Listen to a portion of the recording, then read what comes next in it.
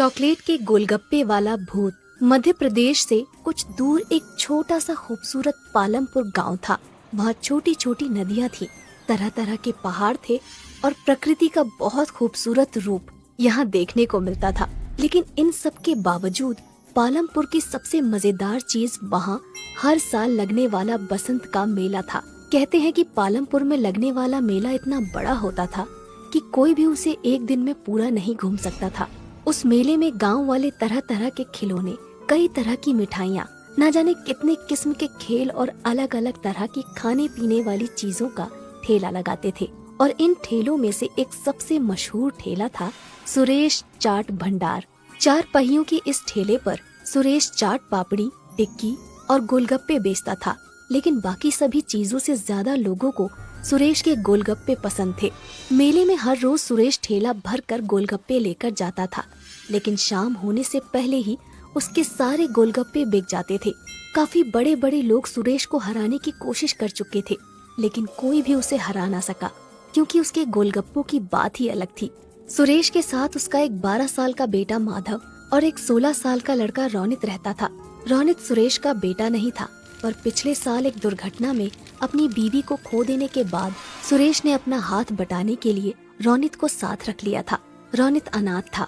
मेले में सिर्फ एक दिन बाकी रह गया था। सुरेश और रोनित दोनों तैयारियों में लगे हुए थे।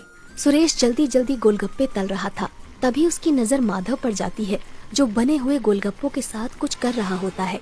माधव बड़ा ही चंचल होता है। वो गोलगप्पों में कभी कुछ मिला देता तो कभी कुछ। माधव को देखकर सुरेश कहता है, अरे मेरे साइंटिस्ट अब क्या कर रहा है गोलगप्पों के साथ? 1 मिनट पापा। माधव ने गोलगप्पों में थोड़ी सी हल्दी, मिर्च और धनिया डाली, फिर उस पर दही डालकर कहने लगा, ये लो, ये बन गए चटपटे दही वाले गोलगप्पे।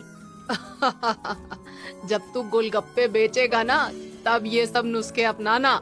अरे माधव, पढ़ लिख कर गोलगप्पे क्यों बेचेगा? क्यों, क्या खराबी है? काम इंसान को छोटा बड़ा नहीं बनाता, बल्कि इंसान काम को छोटा बड़ा बनाता है। अच्छा, मतलब ये गोलगप्पों में मिर्च धनिया भरकर बड़ा इंसान बन जाएगा? क्या पता बन जाए। तुम्हें पता है माधव जिस उम्र में है, उस उम्र में एक इंसान का दिमाग सबसे ज्यादा तेज होता है। वो ये सब बातें कर ही रहे होते हैं कि तभी माधव चिल्लाता है, ये देखिए पिताजी, मिट्टी के गोलगप्पे। ये देखकर रोनित हंसने लगता है और कहता है, अगर गोलगप्पे में मिट्टी मिला देना दिमाग है, तो अच्छा है मेरे में कम दिमाग है। अच्छा चुप रहो, वो हरी वाली पोटली लाकर इस पानी में मिला दो। मैं बाहर काम से जा रहा हूँ, आते हुए रात को देर हो जाएगी।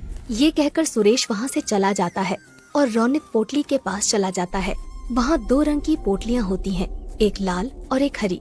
रोनित गलती से हरी की जगह लाल वाली पोटली उसमें मिला देता है। तभी उसे बाहर से कुछ आवाज आती है और रोनित बिना पानी को देखे ही बाहर चला जाता है। उसने ध्यान ही नहीं दिया कि पानी का रंग हरे की जगह काला हो गया था। रात को जब सुरेश घर वापस आता है तो देखता है कि माधव अपने बिस्तर पर सो रहा होता है, पर रोनित घर में कहीं नहीं होता। सुरेश को लगता है कि वो काम खत्म करके अपने दोस्तों के साथ खेलने चला गया होगा। रात को सोने से पहले वो निश्चय करता है कि कल की तैयारी का सारा सामान देखकर सो जाएगा। वो चाट पापड़ी देखता है, जो कि बिल्कुल ठीक होती है। गोलगप्पे भी अच्छे ही दिख रहे होते हैं। फिर वो पानी के ड्रम से ढक्कन हटाता है और देखता है कि पानी भी देखने में बिल्कुल ठीक लग रहा है। उसका रंग भी आम तौर की तरह हरा ही है। सुरेश चैन की सांस लेता है और सो जाता है। अगले दिन सुबह सुबह सुरेश मेले में अपना ठेला लेकर पहुंच जाता है। सुरेश काफी थका हुआ था, क्योंकि रोनित अभी तक वापस नहीं आया था, इसलिए उसे अकेले ही सारा सामान ठेले पर लाद कर मेले में आना पड़ा। वो रोनित से गुस्सा भी था और उसे उसकी फिक्र भी हो रही थी। मेले में खड़ा सुरेश रोनित के बारे में सोच ही रहा था कि उसको एक आवाज आती है, भैया गोलगप्पे दो ना।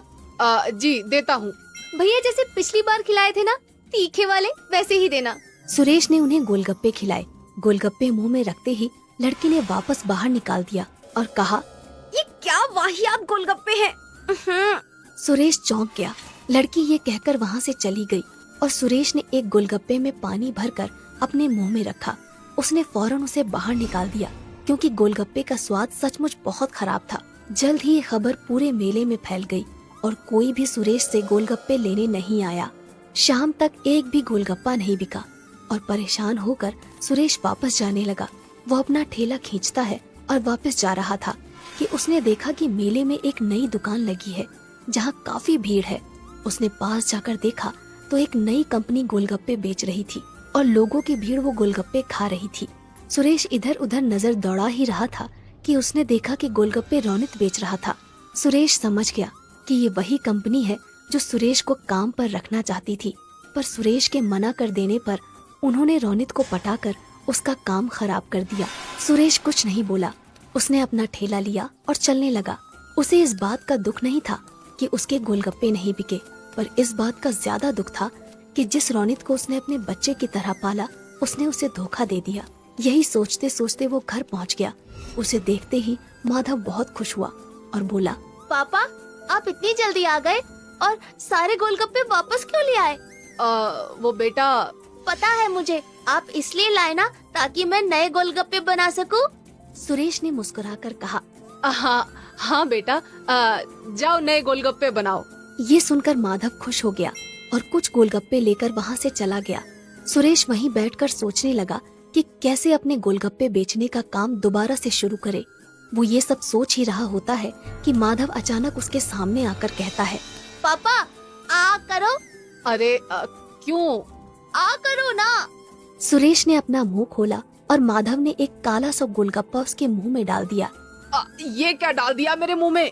क्या मिलाया है तूने इसमें? चॉकलेट। अच्छा। ये गोलगप्पे खाकर सुरेश के दिमाग में एक आइडिया आया ही होता है कि तभी माधव कहता है, ये लो पापा, ये भी खाओ। सुरेश मुंह खोलता है, इसमें क्या मिलाया है तुमने? मिट्टी और लाल मिर्च। सुरेश हंसने लगता है और माधव को गले से लगा लेता है। फिर सुरेश पूरी रात अपने कमरे में कुछ करता रहता है। अगले दिन मेले में रोनित के गोलगप्पे बिक रहे होते हैं। तभी एक आवाज आती है, ये क्या खा रहे हो? वहाँ चलो सुरेश के पास, कुछ नए किस्म के गोलगप्पे आए हैं। ये सुनते ही सब सुरेश के पास चले जाते हैं और देखते हैं कि उसके ठेले पर चॉकलेटी रंग के बेहद खूबसूरत और अलग से गोलगप्पे रखे हैं। सब वो गोलगप्पे खाते हैं और सुरेश की बहुत तारीफ करते हैं। तभी रोनित वहाँ आता है और कहता है, तुमने ये कब बनाए? मेरे जिस बच्चे का तुम मजाक उड़ाते थे उसी का आइडिया है ये। ये किसके गोलगप्पे हैं? चॉकलेट के। अच्छा, मैंने तुम पर बहुत भरोसा किया था रोनित, पर तुमने वो तोड़ दिया। रोनित कुछ कहने ही वाला होता है कि अचानक भीड़ से आवाज आती है, और गोलगप्पे दो भैया। अरे भैया और गोलगप्पे तो खिलाओ। अरे बिल्कुल बिल्कुल, अभी खिलाता हूँ मैं। ये कहकर सुरेश गोलगप्पे बेचने लग जाता है और दोबारा पालमपुर के बसंत के मेले का सबसे मशहूर गोलगप्पे वाला बन जाता है, चॉकलेट के गोलगप्पे वाला।